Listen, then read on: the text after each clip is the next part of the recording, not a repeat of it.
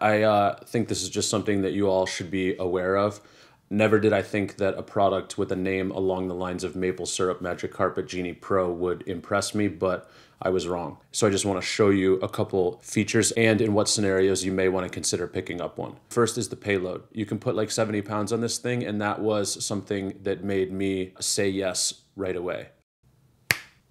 I have an extension piece in here that starts right here. What I originally received was this, and then I added in this piece. I did get it on an insane B&H deal zone, but the price is still good. Now the two pieces that I have come together in one, so 60 inches total, $1,000. I have two very affordable tripod legs here holding it up. I would recommend for quickness to use Matthews slider stands, just because you need to adjust 6 different legs instead of just up and down on a typical slider stand.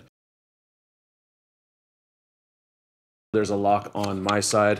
The top piece can come off. I have this flat head here that just screws onto this piece here, which has a 1/4-20 or a 3/8-16. Pop it in, lock it down. You could get a 75 millimeter bowl or a 100 millimeter bowl. The first thing I noticed was that it is very solid, and it reminded me of sliders that I've used in the past that are wildly expensive.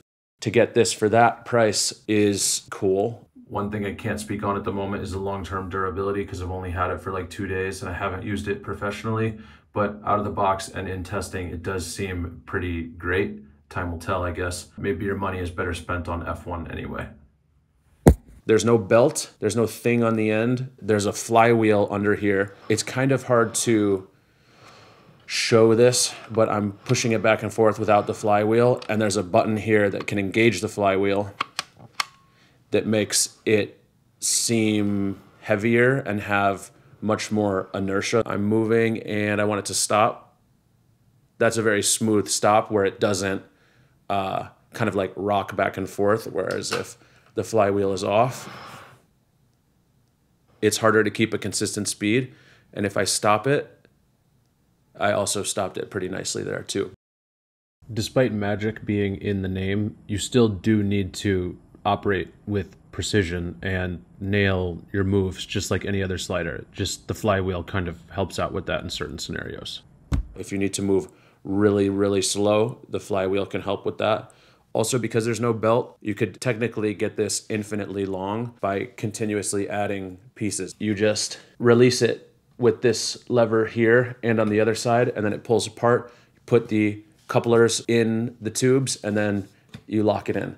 And the same thing on the ends, unlock here, and the end piece comes off, and you can add more rail in there to extend this out as far as you want. And then in each extension, there's a mounting point. So, you know, if you had a really long run, you would put multiple different stands in here, and they don't need to be tripod legs. Also, there's feet, same type of quick release lever. So anytime that you're changing anything, it's toolless. There's just these levers.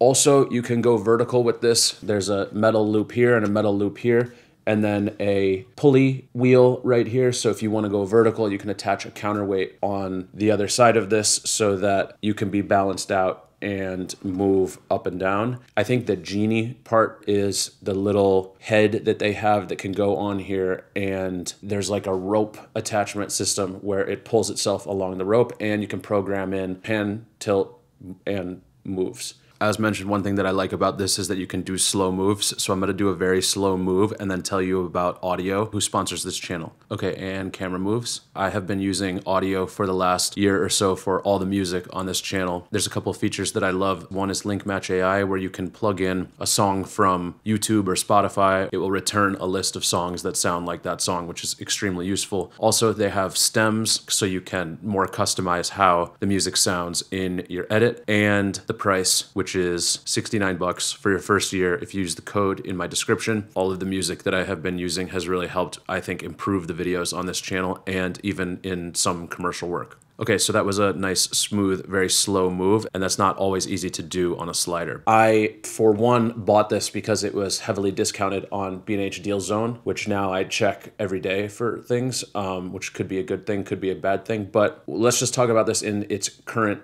price, which I think is around $1,000. This can hold 70 pounds, so you could put a lighter weight head and an Alexa on here. This is small, and it comes in like a little tiny case that's, imagine a case that's just as big as this, which is nice. It's easy to move around, and if you use a lighter weight head, you can move the entire thing by yourself, where some of the higher end sliders are very heavy on their own and wildly hard to move the whole setup with one person. Having this available for a pretty affordable price to use on projects that you wouldn't regularly use a slider on out of budgetary and time restrictions in terms of how much it costs to rent it and the time it takes to go get it. The main reason that I'm making this video is because I randomly got this, and then when I opened it and set it up and did some moves, seeing how solid it is, but also how easy it is to move around, I just felt like if there's anybody out there that's in the market for a slider, this might be one to consider because of how easy every single thing is on it and how smooth everything is with or without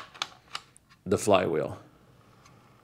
Also, there is wheel in here where you can adjust how much inertia is within the flywheel. And the way that the flywheel works, there's like a little track here.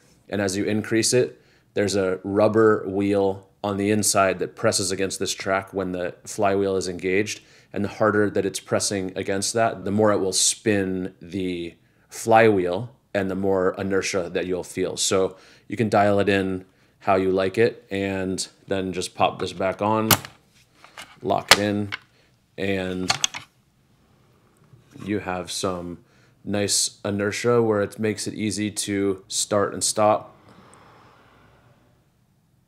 It's very easy to get caught up in buying new stuff, and I mean, I will browse B&H often and think of all these things that I want, browse eBay, think of all these things that I want, but being wise about the items that you buy is what you should do. You should buy stuff that you need and stuff that's going to make you money. On shoots where you can't have a dolly, this could work, and that can make you money. As long as you can make your money back on the equipment and that it's actually useful and that it's not just something that you think you need because it's a new thing, then I support the purchase. Two more things. If you have been living under a rock and you missed the F1 drop, you should check that out in my previous video. It's really good. There's like 9 different camera profiles. It's a film emulation that was built with a lot of side-by-side profiling digital cameras and film directly next to each other in controlled lighting, uncontrolled lighting, and a lot of time to make the digital footage look the best that it could be based on making the digital footage look like film. It looks amazing, and it took me a very long time to make. If you get it, you will also have access to a private Discord and a playlist of deep dive DaVinci Resolve videos. Episode 1 is up right now, and there are a lot more to come. This is all brand new, it was announced on July 1st, and I absolutely love it. So check that out if you're interested. Okay, that's all I got for now. Peace.